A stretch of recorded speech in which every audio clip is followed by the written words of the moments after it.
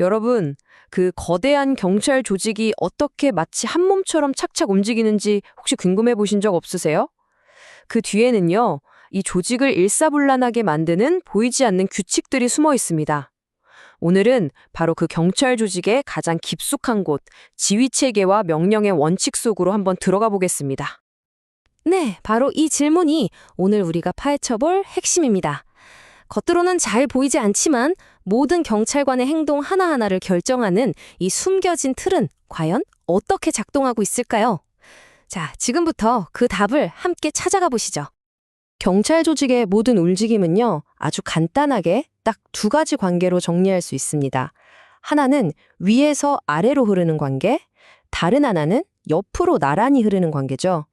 이 두 가지가 어떻게 이 거대한 조직의 뼈대를 만드는지 지금부터 살펴보겠습니다. 첫 번째는 상급 기관이 하급 기관에 명령하는 말 그대로 수직적인 지휘 체계고요. 두 번째는 비슷한 위치에 있는 기관들끼리 서로 협력하는 수평적인 네트워크입니다. 그러니까 하나는 위계 질서, 다른 하나는 협력에 대한 이야기라고 생각하시면 쉽습니다. 자, 그럼 먼저 가장 강력한 관계라고 할 수 있는 이 수직적 지휘 체계, 즉 상하 관계부터 한번 들여다보겠습니다. 이게 바로 경찰 조직의 질서를 부여하는 가장 기본적인 뼈대라고 할 수 있거든요.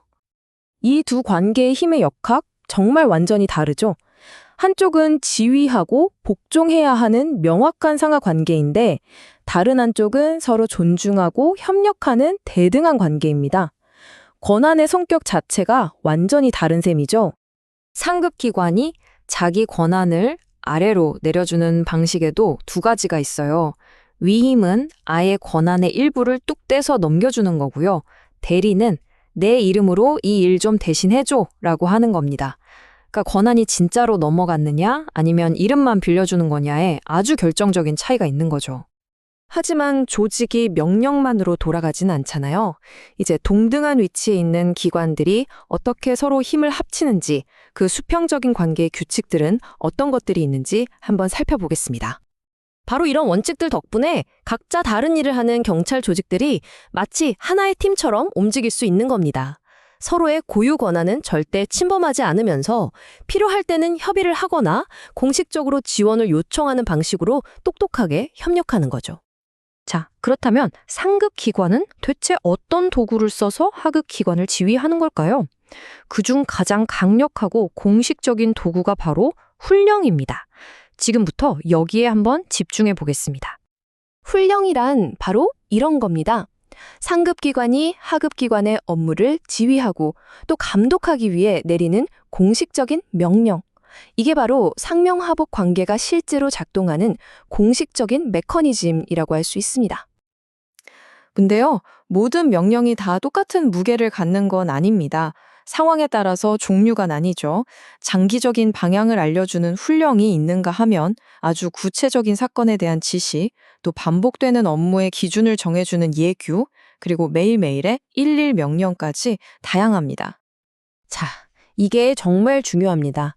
어떤 명령이든 그게 효력을 가지려면요, 두 가지 종류의 테스트를 통과해야만 합니다. 하나는 누가 그 명령을 내렸는가에 대한 형식적인 요건이고요.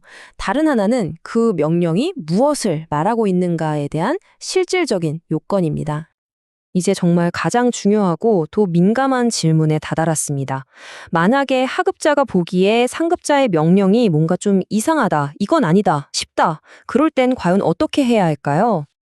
이 직접적이고 또 무거운 질문, 이걸 통해서 우리는 경찰관이 현장에서 마주할 수 있는 가장 큰 윤리적 딜레마를 들여다보려고 합니다. 바로 여기에 아주 근본적인 긴장감이 존재합니다. 경찰관은 상사가 이 명령을 내릴 권한이 있는 사람인지, 내 업무 범위에 맞는 건지 같은 형식은 따져볼 수 있어요. 그래서 아니다 싶으면 거부할 수도 있죠. 하지만 원칙적으로는 그 명령의 내용이 옳은지, 법에 맞는지 같은 건 판단해서는 안 됩니다. 설령 부당해 보여도 일단은 따라야 한다는 거죠.